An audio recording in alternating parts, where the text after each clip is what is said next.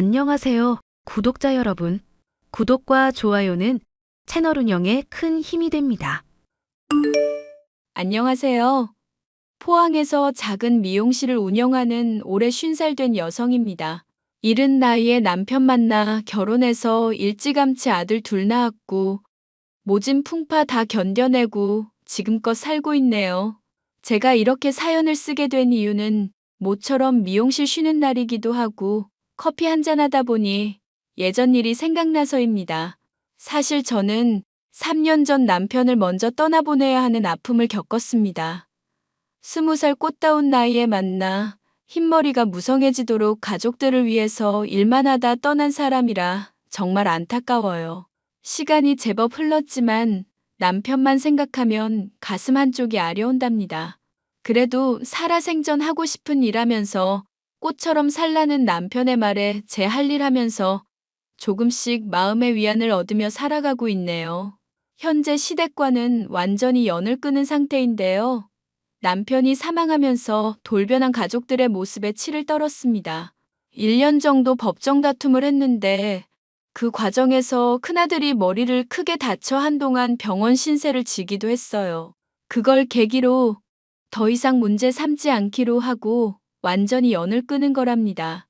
어떻게 된 사연인지 지금 시작해 볼게요.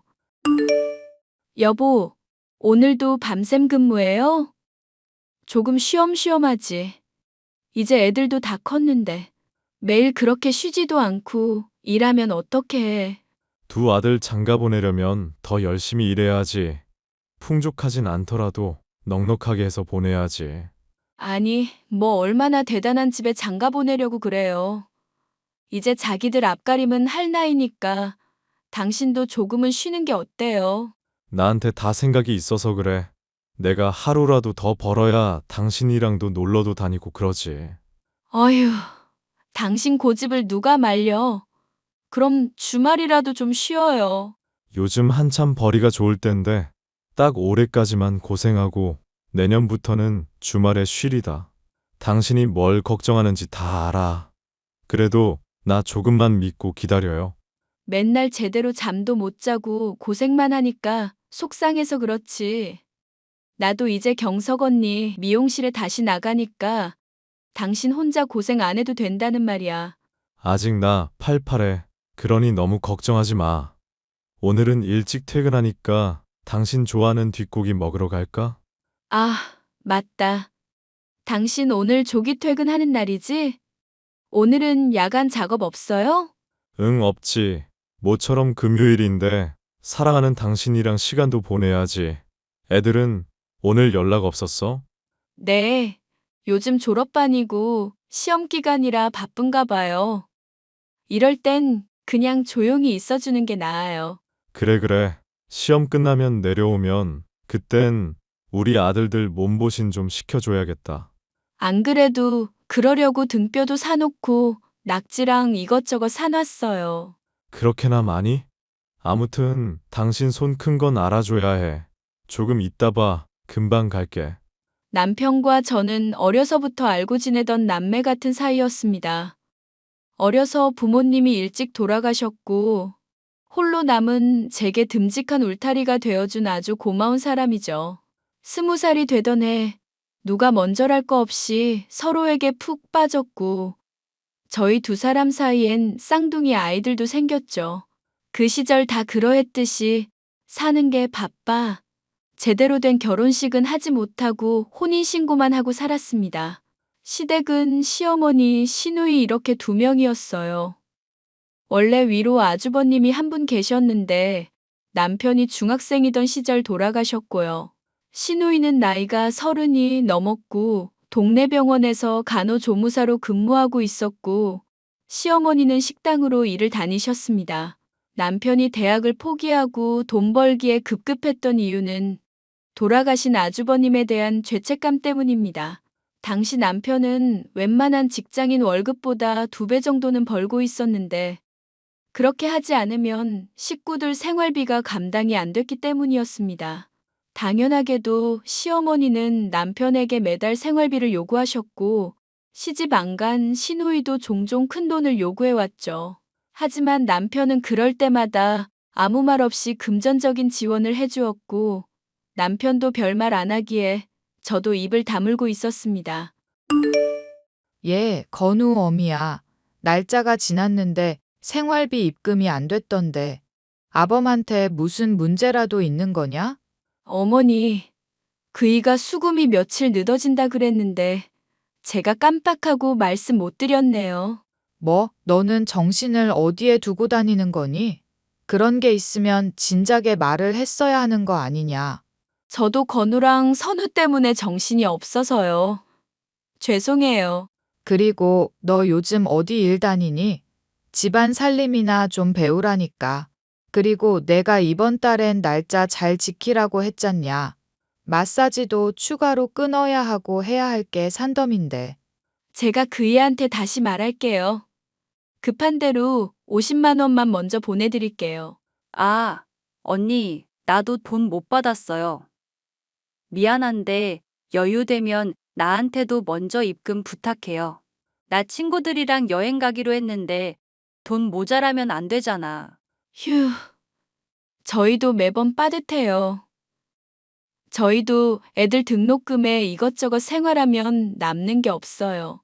어머님이랑 아가씨는 일도 하시는데. 솔직히 그이가 어디까지 도와드려야 해요?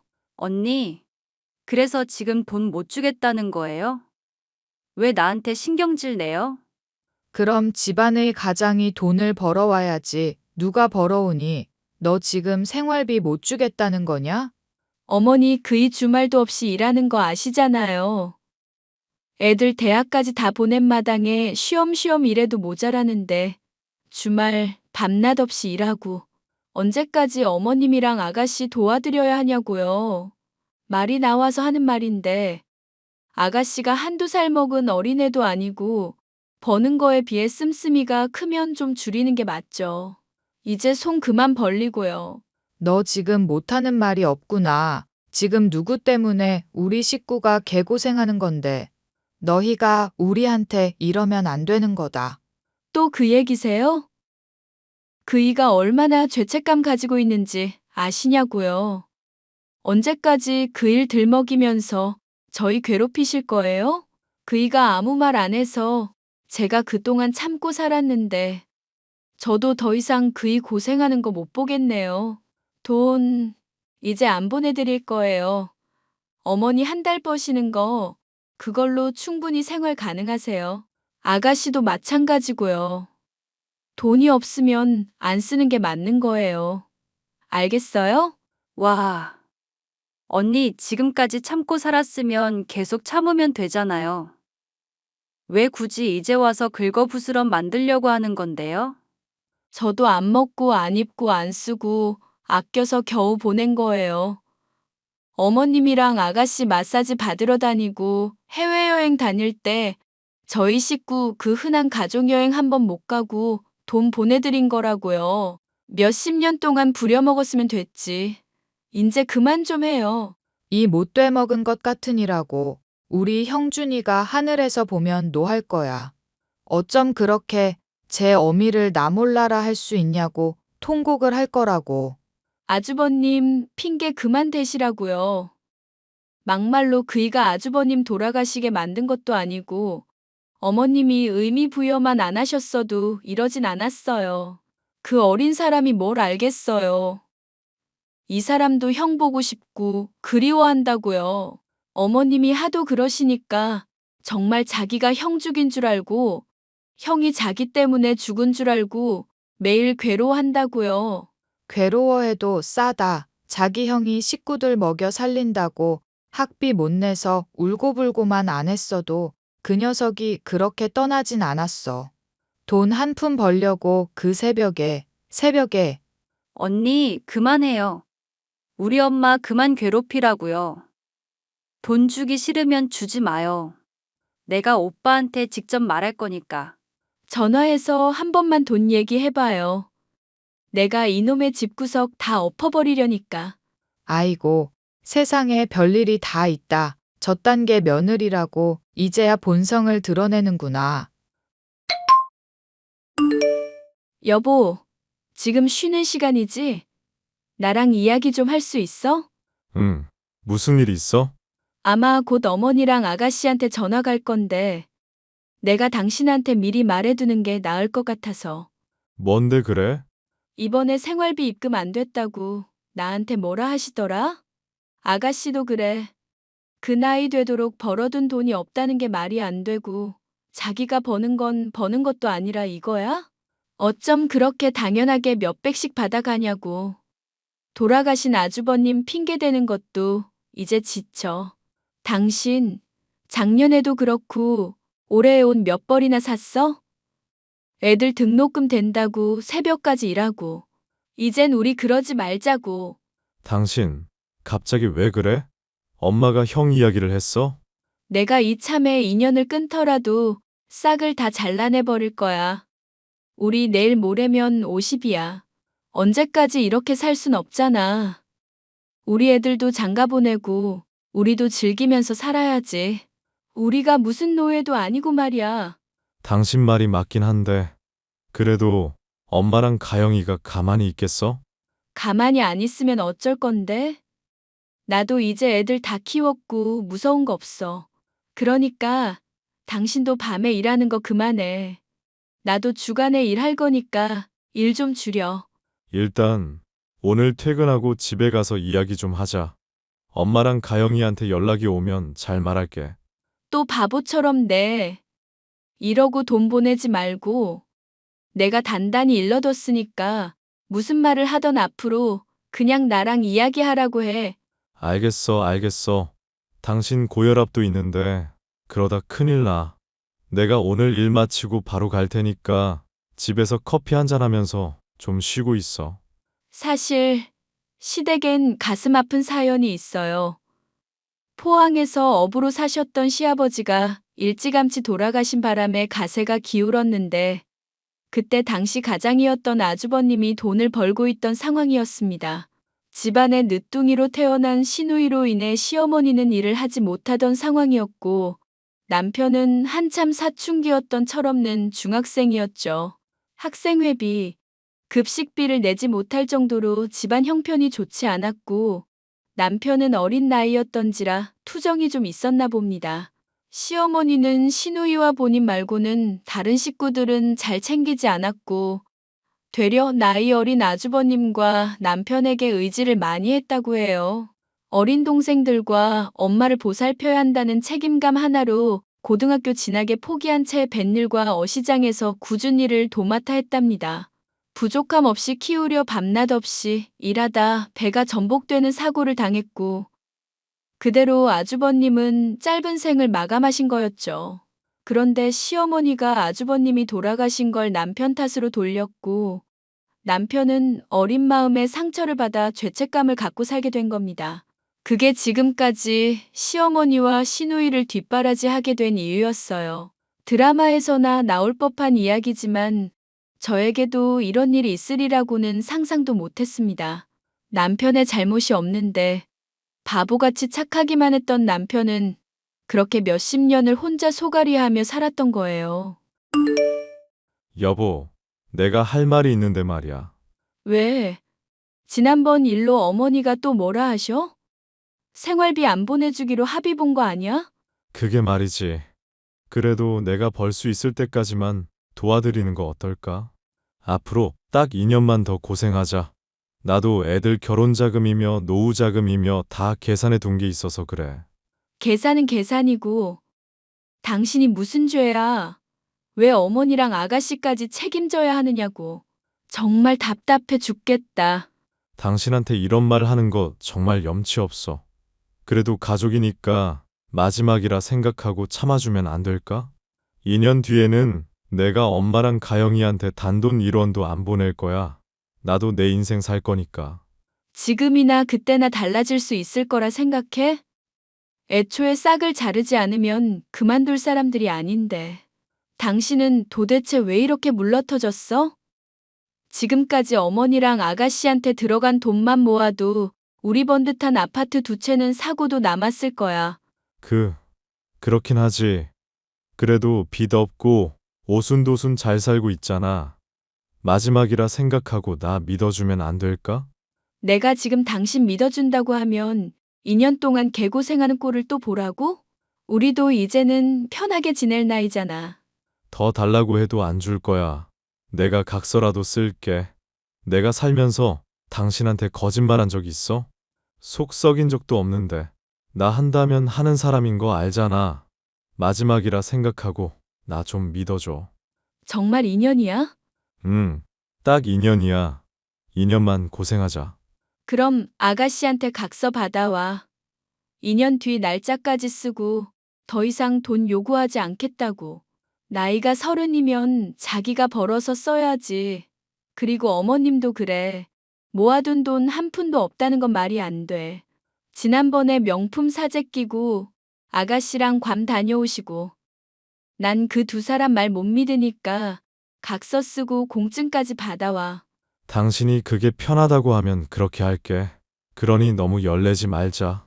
그리고 당신도 그래. 내가 쉬엄쉬엄 하라고 몇 년 전부터 이야기했지? 당신도 태도 확실하게 하란 말야. 앞으로 내 입에서 큰 소리 한 번만 더 나오면 그땐 당신이고 뭐고 다 뒤집어 엎어버릴 거야. 이번 한 번만이야. 이게 정말 마지막이라고. 알겠어. 미안하고 고맙고.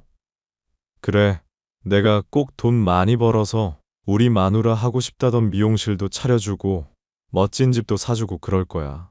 그러니까 나만 믿어. 시어머니, 시누이와 한바탕하고 남편과도 한참을 이야기했습니다. 시누이가 간호조무사로 일하면서 매달 200 조금 넘는 금액을 받는다고 알고 있어요. 오래 일하기 싫어서 9시부터 6시까지만 일을 한답니다.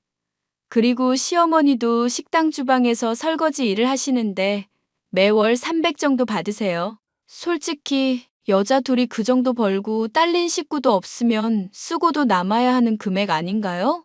아무튼 앞으로 딱 2년만 더 고생하자며 남편이 저를 설득했고 저는 조금만 더 참아보기로 했습니다.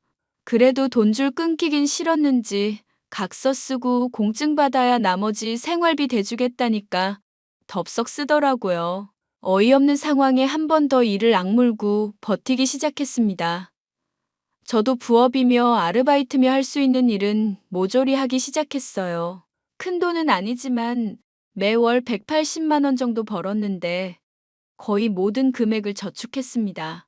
언젠간 저만의 땅과 집을 사겠다는 꿈을 안고 말이죠. 여보, 오늘 마지막 출근이지? 조심해서 다녀와. 오래 일했던 곳인데 막상 떠나려니 아쉽네. 정들어서 더 그렇지. 사실 나도 어제부로 그만뒀고 재택근무 구했어. 오전에만 잠깐 하면 되는 일이라 당신이랑 시간 보내려고 일부러 조율했어. 만발의 준비를 하셨네요. 그나저나 조금 전에 엄마랑 가영이한테 생활비 입금해줬어. 혹시 연락 온 거 없었지? 벌써 그날이야? 이번 게 마지막이지? 응. 약속한 대로 오늘이 2년째 되는 시점이니까 이제 그만해야지. 근데 다음 주였나? 가영이가 결혼할 남자 인사시켜 준다는데. 나는 금시초문이네. 아가씨 남자친구 있는지도 몰랐어. 다음 주에 애들 방학하고 내려오고 엄마 생일이랑 겸사겸사해서 인사 온다더라고. 그 녀석 시집 가면 그래도 한시름 더니까 좋지. 설마 어머님이랑 아가씨가 또 우리한테 돈 달라는 거 아니겠지? 그건 무슨 소리야? 아니, 그렇잖아. 그동안 아무 이유 없이 매달 생활비 보내줬는데 이번에는 결혼한다고 결혼자금 달라 그러는 거 아닌지 몰라? 난 왜 자꾸 불안한지 모르겠다. 당신이 그렇게 생각할 수 있겠다. 그래도 그동안 준 돈이 있으니 잘 모아놨을 거야. 각서 보면 쓰여 있잖아. 보내는 돈의 절반은 저축해야 한다고. 아가씨가 퍽이나 하겠다. 그렇지? 나도 그렇게 생각해. 안 모아둔 거면 어떡하지? 뭘 어떻게 해. 결혼까지 우리가 신경 써야 할 건 아니잖아. 시어머니도 안 계시는 상황이라면 말이 좀 다르겠지만 우리가 부모 역할 해야 하니까 어쩔 수 없다지만 지금 어머니도 계시니까 기본적으로 할 도리만 생각하자. 그래, 그러자. 아무튼 나도 좀 속 시원해지겠다. 그래도 당신 아니었으면 결판 못 지었네. 원래 그때 바로 손절 쳤어야 했어. 그런데 당신이 하도 난감해하니까 내가 봐준 거야. 약속 지켜야 해. 안 지키면 각서 들고 쫓아가서 확 엎어버릴 거야. 알겠어. 성질 좀 죽여. 나 오늘 늦게 들어갈 것 같아. 이번에 새로 거래처 뚫었는데 잘 보이려면 직접 가서 배송도 해주고 그래야 할 것 같아. 그럼 늦게 오겠네. 알겠어. 식탁 위에 간단히 먹을 거 올려두고 잘게. 아니면 집에 와서 나 깨워. 알겠지? 네. 어서 쉬고 있으세요. 남편은 예나 지금이나 밤낮 없이 일하고 있었고, 돈을 벌러 지방으로 배송까지 다녀야 했습니다. 2년 전쯤 시댁 식구들과 한바탕 하고는 명절이나 중요한 일정 말고는 별다른 연락하지 않고 지냈습니다. 그러다 저희도 생활이 안정되어 가고 있고, 남편이 노후로 작은 미용실을 열어준다며 상가 계약을 하고 오던 날 밤이었어요. 그날이 제 운명을 좌지우지할 날이 될 줄은 꿈에도 몰랐습니다. 여느 때처럼 밤늦게 배송일을 마치고 귀가하던 남편이 그만 사고를 당하고 만 겁니다. 워낙 큰 사고라 지역 뉴스에도 언급되었던 사고였죠. 손 쓸 새도 없이 그렇게 남편은 제 곁을 황망히 떠나고 말았습니다. 아들들과 장례 기간 내내 하염없이 눈물만 흘리다 안 되겠다 싶어 정신을 차리려 애를 썼습니다. 시간이 조금 흘러 49제를 앞두고 남편의 사망 신고를 한 뒤 집에 틀어박혀 있는데 한 변호사가 우리 집에 찾아왔어요. 남편이 남기고 간 재산을 상속하는 문제로 한참을 이야기했고 남편의 뜻을 받들어 슬픔은 뒤로 하고 열심히 살아가기로 했습니다. 그런데 제 발목을 잡는 사람들이 있었습니다. 바로 시누이와 시어머니요. 어쩐 일로 연락하셨어요? 이제 그이도 죽고 없는데 무슨 볼 일이 있으시다고. 2달 전에 마지막 생활비 입금 다 된 걸로 아는데요. 야박하게 왜 그러니? 할 말이 있으니까 연락했지. 나도 형식이 그렇게 된 거 안타깝게 생각한다. 세상에 불효자도 그런 불효자가 없지.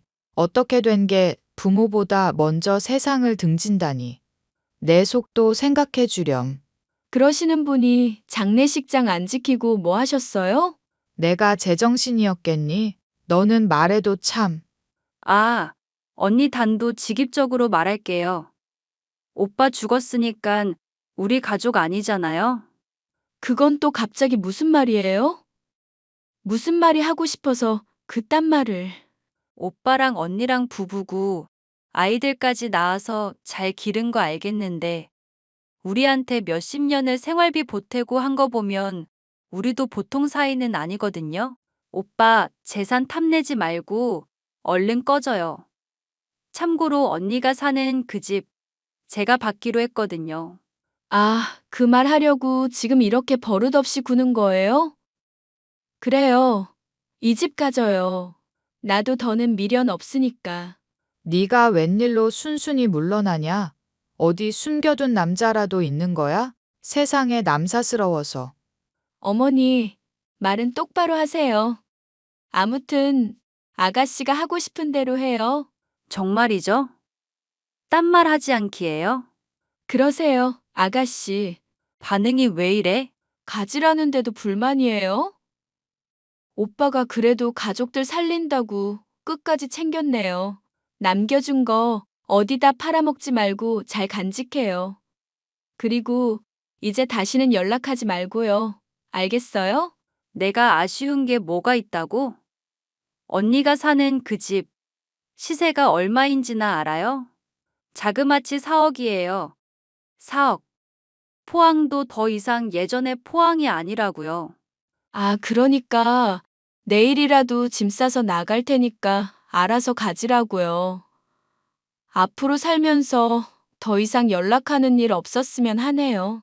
어머니 돌아가셔도 연락하지 마세요. 그게 그의 뜻이니까. 남은 인생 각자 알아서 살자고요. 그게 무슨 말이냐? 너 정말 뭐 있구나? 네, 그 사람이 유언장을 남겼더라고요. 며칠 전에 변호사가 다녀갔고요. 아마 2주 정도 있다가 이 집 아가씨한테 상속될 거고 남아있던 2천만 원 정도는 어머님 통장으로 지급될 거예요. 근데 세상에 저희가 이게 될지 싶었던 데가 재개발이 됐지 뭐예요? 양덕지구 아시죠? 거기 사둔 작은 땅에 주상복합 아파트가 들어선대요. 명의는 온전히 제 것이고요. 그이가 그래도 살아생전에 미리 손을 써둬서 깔끔하게 정리가 되었네요. 그럼 지지구, 복구 고생 많았어요. 뭐? 인연이. 그거 우리 아들 재산이야. 그 돈도 우리 거야. 언니, 내가 가만히 있을 줄 알아요? 10억은 좋게 넘을 텐데. 내가 사람 써서라도 꼭 뺏어올 거야. 나도 권리 있다고. 글쎄요? 어디 한번 해봐요. 나도 그동안 당한 게 있어서 절대 그냥은 못 넘어가겠네요. 덤빌 거면 덤벼봐요. 단, 아주 단단히 준비해야 할 거야. 여자가 한을 품으면 5, 6월에 서리가 내리는 법이거든. 야, 이 못된 년아. 제가 시어머니와 시누이에게 당당할 수 있었던 이유는 미리 한치 앞을 내다보았던 남편 덕분입니다. 이런 문제가 발생할 줄 알고 남편이 할 수 있는 법적 조치는 모두 맞춰둔 상태더라고요. 정말 우연하게도 저희 부부가 5천만 원을 투자해 사두었던 보잘것없는 땅이 재개발되면서 10억이 넘는 보상금을 받게 되었어요. 어차피 아들 둘 취업하고 나가서 살면 저희 부부가 살 집은 크지 않아도 돼서 따로 오피스텔을 구해둔 상태였거든요. 그리고 상가 계약도 마친 상태라 아쉬울 게 없었어요. 남편 덕분에 남은 인생 제대로 팔자 피고 살게 된 거죠. 사람이 돈에 눈이 멀면 가족이고 뭐고 안 보인다고 하잖아요. 아니나 다를까 시어머니와 시누이는 정말 이 악물고 저에게 달려들었고 몇 개월 동안 재산 상속으로 법정 싸움을 했습니다. 언니, 정말 미안해요. 우리 벌써 소송 비용으로만 쓴 게 몇 천이야. 우리 사정도 좀 생각해줘요. 네? 그래, 어미야. 너흰 우리가 불쌍하지도 않니? 남은 노년 어떻게 보내라고 그러는 거냐? 누가 계속 시비 걸래요? 우리 아들 머리 깨져서 열흘 넘게 혼수 상태였다가 겨우 깨어났는데 이게 그냥 웃어 넘길 일은 아니잖아요. 그렇게 크게 다칠 줄은 몰랐어요. 정말 미안해요. 내가 무릎 꿇고 사과할게요. 아니, 그럴 필요 없어요. 이왕 이렇게 된 거 아주 끝까지 가보자고. 병원비며 정신적 피해 보상금까지 싹 다 받아낼 거니까 그런 줄 알아요. 나 결혼도 해야 하는데. 정말 1억이야? 그러게 왜 사람을 건드려요? 기껏 그 사람이 생각해서 먹고 살 재산 남겨줬는데 뭐가 그렇게 욕심이 나서. 예, 그래도 사람 일이 어떻게 될지 모르는 건데 마지막 정이라 생각하고 봐주렴, 응? 봐주긴 뭘 봐줘요. 내 자식이 저 세상 갈 뻔했는데 당신들 내가 가만히 안 둘 거야.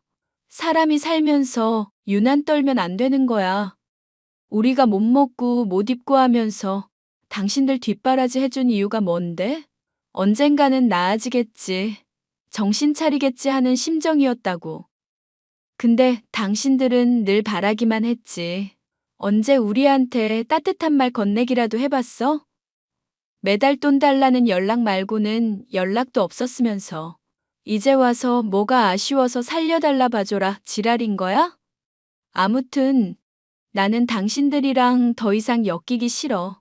죄를 지었으면 달게 받아야지. 언니. 그 뒤로 완전히 해결하기까지 1년 정도 걸린 것 같네요. 남편이 워낙 철저하게 준비해둔 터라 시댁 식구들은 발도 못 붙였습니다. 게다가 법정 다툼을 하는 과정에서 실제로 몸싸움을 한 적도 있는데 아들이 크게 다쳤었어요.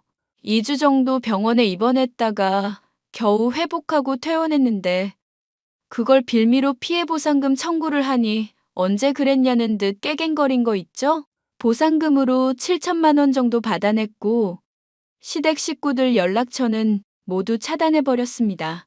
같은 지역에 살아서 마주칠 수 있을 것도 같은데 도저히 안 되면 접근 금지든 뭐든 해버리려고요.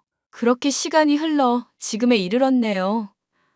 저는 작은 미용실을 운영하고 있고 아들 둘은 나란히 철강회사에 입사했고요. 하늘에 있는 남편이 저희를 잘 보살펴 줄 거라 믿습니다. 늘 밝게 행복하게 살라고 했거든요. 저희만을 위하기보다는 어려운 사람들에게 베풀 줄 아는 그런 삶을 살고 싶습니다. 그런 제 인생 여러분도 응원해 주시리라 믿고 여기서 사연을 마칩니다. 감사합니다.